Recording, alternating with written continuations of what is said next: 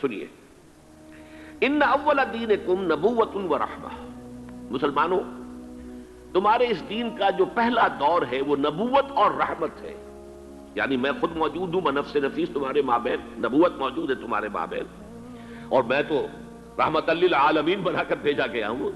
تو ان اول دینکم نبوۃ و رحمہ وتکون فیکم ما شاء اللہ ان تکون ثم یرفع اللہ جل جلالہ، اور یہ رہے گی نبوت و رحمت تمہارے مابین جب تک کہ اللہ چاہے گی کہ وہ رہے، پھر یہ کہ اللہ تعالیٰ اس کو اٹھا لے گا، یعنی میرا انتقال ہو جائے گا. ثم تکون خلافتا علی منہاج النبوہ، پھر خلافت آئے گی علی منہاج النبوہ، نبوت کے نقش قدم پر، ما شاء اللہ ان تکون، وہ بھی رہے گی جب تک اللہ چاہے گا. ثم یرفع اللہ اذا شاء یرفع جل جلالہ، پھر جب اللہ جل جلالہ چاہے گا اسے بھی اٹھا لے گا. ثم تکون ملکا عاضا، پھر ایک دور آئے گا کاٹ کھانے والی ملوکیت، بادشاہت، جو کہ لوگوں کو کاٹ کھائے گی، ظالم ہوگی. فتکون ما شاء اللہ ان تکون ثم یرفع اللہ اذا شاء یرفع جل جلالہ، وہ بھی رہے گی جب تک کہ اللہ چاہے گا کہ رہے، پھر جب اللہ جل جلالہ چاہے گا اسے بھی اٹھا لے گا. ثم تکون ملکا جبریتا، پھر ایک اور ملوکیت آئے گی، مجبوری والی ملوکیت. فتکون ما شاء اللہ ان تکون ثم یرفع اللہ جل جلالہ، تو وہ بھی جب تک اللہ چاہے گا رہے گی، پھر جب اللہ چاہے گا اس کو بھی اٹھا لے گا. ثم تکون خلافتا علی منہاج النبوہ، پھر دور آئے گا خلافت علی منہاج النبوہ کا. تعمل فی الناس بسنت النبی، پھر اس وقت سنت رسول صلی اللہ علیہ وسلم ہی کے ساتھ سارے معاملات لوگوں کے مابین کیے جائیں گے. ویلقی الاسلام بجرانہ فی الارض، اور اسلام اپنی گردن زمین میں ٹکا دے گا، یعنی اسلام کی ساری برکات، اسلام کی سعادتیں جو ہیں روئے ارضی کو ڈھانپ لیں گی.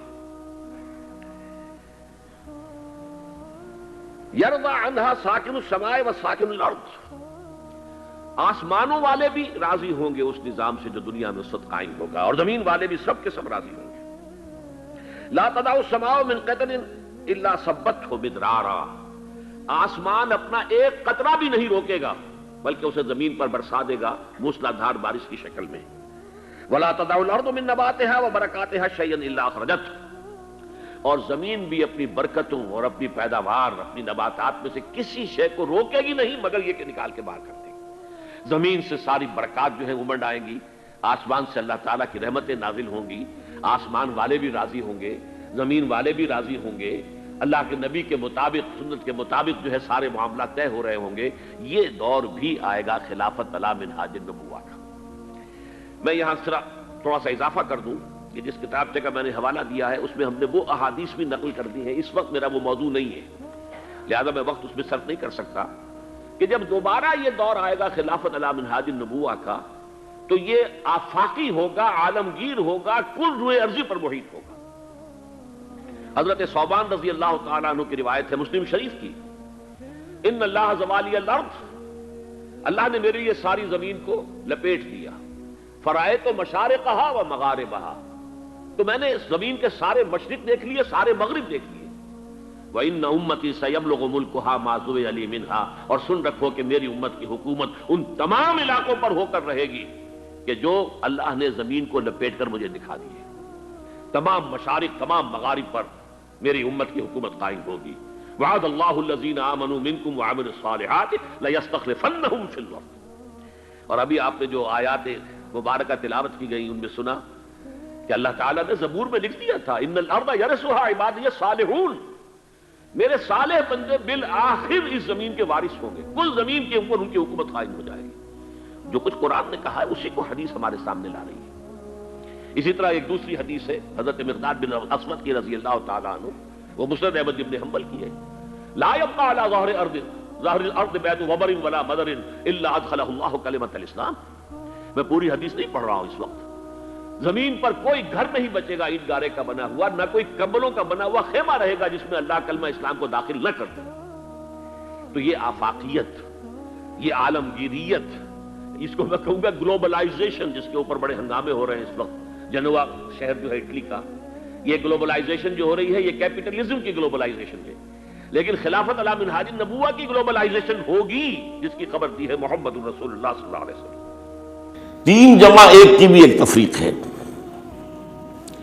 3 عبادات وہ ہیں جو مؤقت ہیں صرف، یعنی معلق بالزمان، ان کا تعلق وقت کے ساتھ ہے، یہ نہیں کہ کسی خاص جگہ سے متعلق ہے۔ نماز ہر جگہ فرض ہے، ہاں البتہ اس کا وقت آئے گا، اگر سورج جو ہے نصف النہار سے ڈھلکے گا تو ظہر کا وقت ہوگا، اگر کسی وجہ سے اللہ تعالیٰ کی حکمت ہو کہ سورج وہیں کا وہیں کھڑا رہ جائے تو ظہر کا وقت آئے گا ہی نہیں، ظہر فرض ہوگی ہی نہیں۔ مغرب اسی وقت فرض ہوگی جبکہ سورج غروب ہو جائے، اگر کسی وجہ سے سورج غروب نہ ہو، اور کیا پتہ یہ ساری باتیں جو ہے قیامت کا جو زلزلہ آنے والا ہے اس میں یہ ساری ہی باتیں ہونے والی ہیں، سورج مغرب سے طلوع ہوگا یہ تو وضاحت کے ساتھ کہا گیا ہے، تو مغرب کا وقت نہیں آئے گا۔ اسی طریقے سے رمضان کا مہینہ آئے گا تو روزے فرض ہوں گے۔ اس حوالے سے یہ زمانے کا تعلق تو ہے لیکن کسی مکان سے کوئی تعلق نہیں۔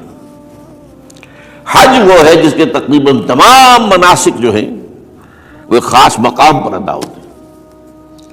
آپ سفر کر کے جائیے، مکہ مکرمہ جائیے، اللہ کے گھر کا طواف کیجیے، پھر وہاں سے جو بھی روانگی ہوتی ہے یوم الترویہ 8 ذی الحجہ کو نکلیے اور جا کر منا میں قیام کیجیے ایک رات، پھر 9 کی صبح کو نکلیے عرفات جائیے، عرفات میں شام تک قیام رہے گا، لیکن مغرب کی نماز کے وقت کے بعد وہاں سے نکلیں گے، مغرب وہاں پڑھیں گے نہیں، وہ جا کر مزدلفہ میں پڑھی جائے گی عشاء کے ساتھ ملا کر، چاہے کتنی دیر ہو جائے۔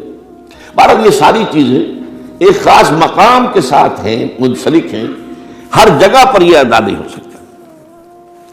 اب اس میں دیکھیے حکمت نظر آ رہی ہے، کیونکہ حج جو ہے ایک خاص جگہ پر ایک خاص مقام سے وابستہ ہے، اس کے ساتھ جو عید الاضحیٰ وابستہ کی گئی ہے یہ گویا کہ حج ہی کے ایک رکن کو پھیلا دیا گیا ہے۔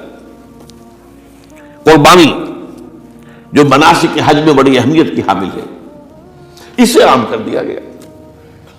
تم مدینہ مکے تو نہیں پہنچ سکے ہو لیکن یہاں پر قربانی کے اندر تو شریک ہو جاؤ، اور بعض مشابہتیں اور بتائی گئی ہیں کہ ذی الحجہ کا چاند طلوع ہو جائے تو اس کے بعد حجامت نہ کراؤ، ناخن نہ کاٹو، وہ جو کچھ بھی آپ کو معلوم ہے احرام کی کچھ پابندیاں ہوتی ہیں، ایک مشابہت کسی درجے میں، ٹھیک ہے ہم وہاں نہیں ہیں لیکن ان کے ساتھ ایک مشابہت پیدا ہو رہی ہے۔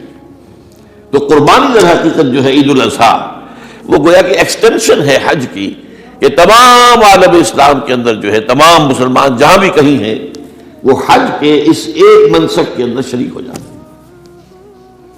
تو یہ میں نے چند باتیں تمہیداً عرض کی ہیں ان عبادات اربعہ کے بارے میں، ان کی جو ریلیٹیو حیثیت ہے ہمارے دین میں۔ اب آئیے حج کا معاملہ کیا ہے، وہ پورا ایک خاص علاقے سے متعلق ہے اور ایک خاص شخصیت سے متعلق ہے، یہ بھی نوٹ کر لیجیے۔ چنانچہ جو آیات میں نے آپ کو سنائی حج کے بارے میں، ان اول بیت وضع للناس للذی ببکہ